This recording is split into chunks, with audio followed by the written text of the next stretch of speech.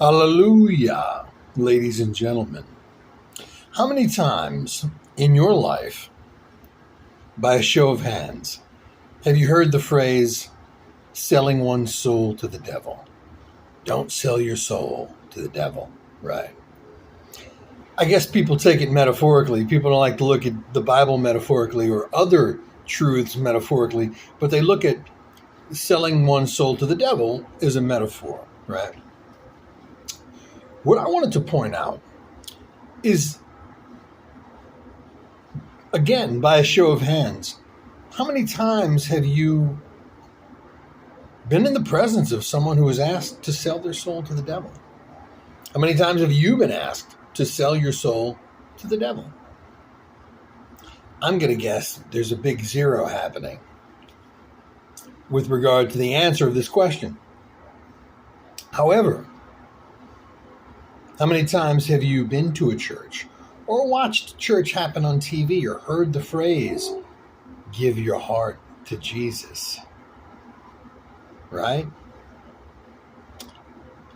It's always in that transaction when you, and technically, biblically, if it's not, if it doesn't have something to do with the works that you do, if it's just Jesus died on a cross, you get to go to heaven.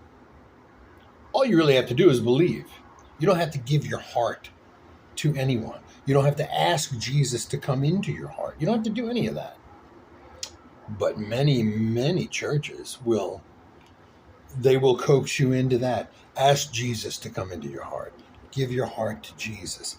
That's the only scenario I can think of where you're kind of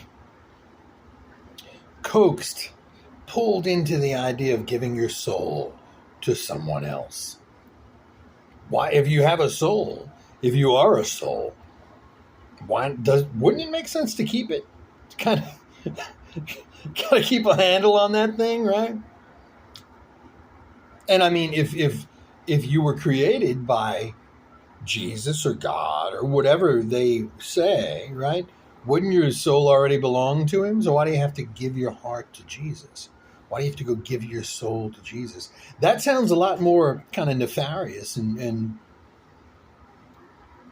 spooky than the whole idea. I mean, yeah, selling your soul to the devil because we know that the devil's supposed to be the bad guy. It sounds like an evil thing to do, but who does that? Who has ever done that?